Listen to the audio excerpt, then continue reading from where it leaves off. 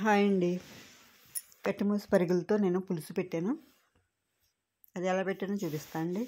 Taste అయితే ఇవి కట్టిమూసి పరిగెలు అంటాం మేము.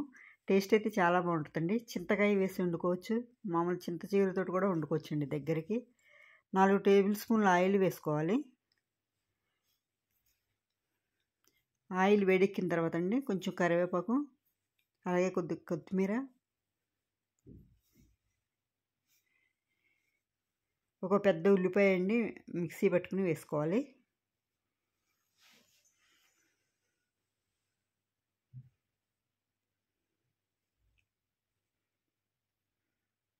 అలాగే 4-5 పచ్చిమిర్చి వేసుకోవాలండి. పచ్చిమిర్చి ఇలా మధ్యలో ఘాటు పెట్టుకుని వేసుకోవాలి. పులుసు కాబట్టి అండి మధ్యలో ఘాటు పెట్టుకోవాలి. అల్లం వెల్లుల్లి పేస్ట్ వేసుకోవాలండి. కొంచెం 1 టేబుల్ స్పూన్ అంత అల్లం వెల్లుల్లి పేస్ట్ వేసుకోవాలి. 1 కేజీ కన్నా కొంచెం తక్కువ అండి నేను వండిన చేపలు. ఒక 1/2 స్పూన్ అంత పసుపు, ఉప్పు వేసుకోవాలండి. 1 స్పూన్ ఫస్ట్ వేసుకున్న తర్వాత సరిపోకపోతే మళ్ళీ వేసుకోవాలి. అలాగే 4 టేబుల్ స్పూన్ల వరకు కారం పడుతుంది. కారం కొంచెం తినేవాళ్ళు అయితే ఇంకో స్పూన్ కూడా పడుతుందండి. కారం వేసుకున్న తర్వాత ఇదంతా మంచిగా కలిపండి.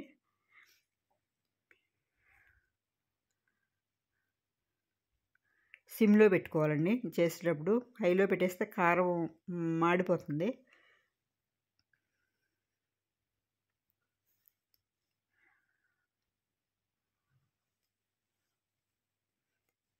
మిక్సీ పట్టుకున్న మసాలా వేసేసుకోవాలి. లాస్ట్లో వేసుకుంటా కొంచెం ఉంచుకోవాలండి.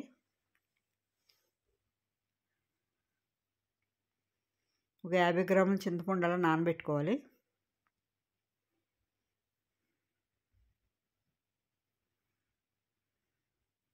నానబెట్టుకునండి ఇది మామూలుగా రసం తీసుకుని పోసేసుకోవాలి, చింతపండు రసం.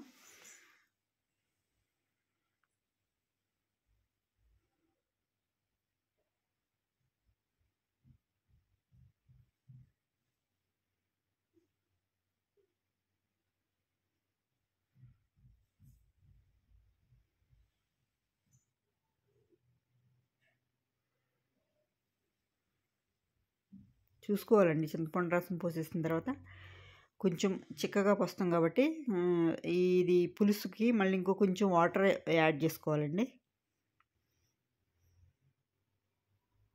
ఇలా చేపలు ములిగేటట్టు ఉండాలి, మళ్ళీ ఉడకాలి కాబట్టి అండి ఇంకా కొద్దిగా వాటర్ పోసుకోవాలి. ఒక చిన్న గ్లాస్ అంత వాటర్ వేసాను నేనైతే.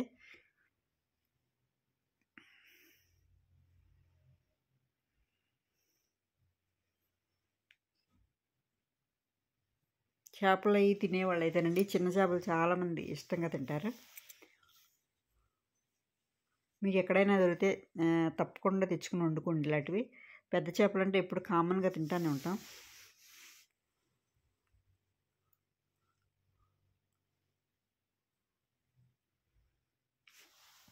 మాకైతే చిన్నప్పుడు వీటిని కట్టిమూసి పరిలేనేవాళ్ళు అండి. అప్పుడైతే బాగా దొరికేవి ఇవి. ఒక పొంగు వచ్చిన తర్వాత అండి పులుసు ఇవి వేసేసుకోవాలి.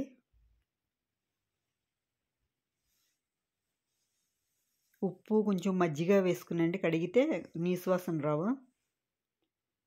కొద్దిగా మసాలా కూడా ఎక్కువే పడుతుందండి వీటిలో.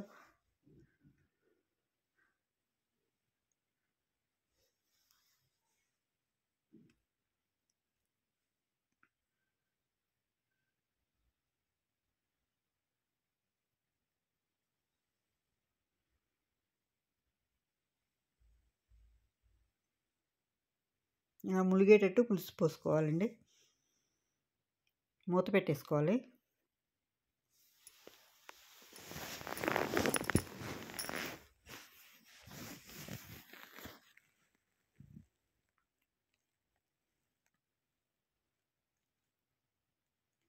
మీడియం ఫ్లేమ్లో పెట్టుకుని ఉడికిన తర్వాత సగం ఉడికిన తర్వాత అండి సిమ్లో పెట్టేసుకోవాలి. హై పెట్టేస్తే అండి ముక్క సరిగ్గా ఉడకదు. ఇదైతే ఈ పులుసు అయితే దగ్గరికి వచ్చేస్తుందండి. అందుకని చిన్న ఫ్లేమ్ పెట్టుకుని మనం ఉడికించుకోవాలి.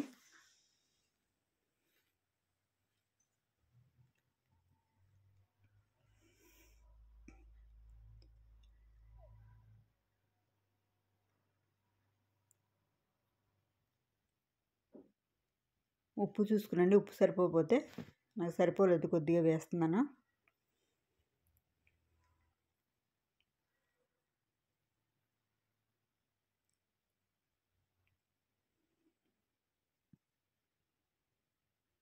ఇలా అడుగంటకుండా ఒకసారి కొంచెం తిప్పుకోవాలండి.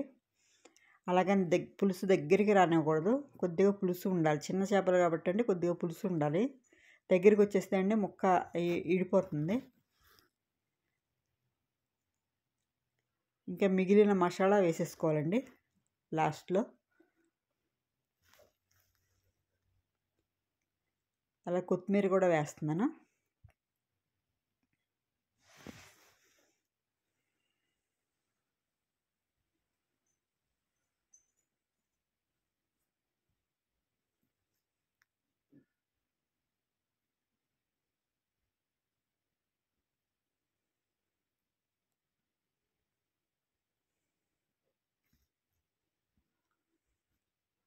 మనం ఉడికేటప్పుడండి ఇంకా ఉడికిపోయింది అని అనుకోవద్దు, ఇంకా పులుసు నీరు వస్తుందండి చేప నుంచి. అందుకని చూసుకుని మూత పెట్టేస్తే మనకు తెలుస్తుంది. ఇంకా నీరు వచ్చండి, ఇంకా పులుసు ఉంటానే ఉంటుంది. చూసుకుని దించుకోవాలండి. కొంచెం నూనె బాగా తేలుతుంది చూడండి పైకి, ఆ టైంలో దించుకోవాలి.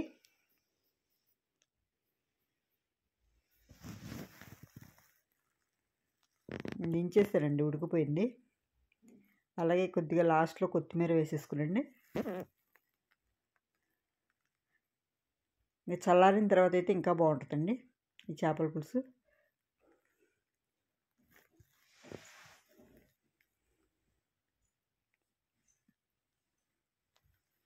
నా ఛానల్ సబ్స్క్రైబ్ చేసుకోండి, లైక్ చేయండి, షేర్ చేయండి.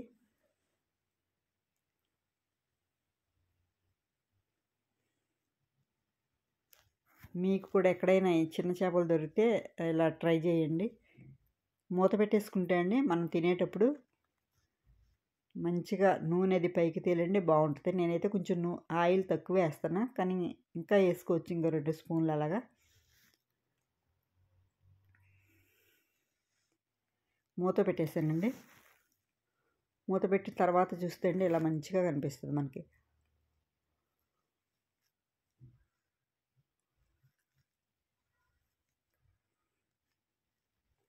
Thank you.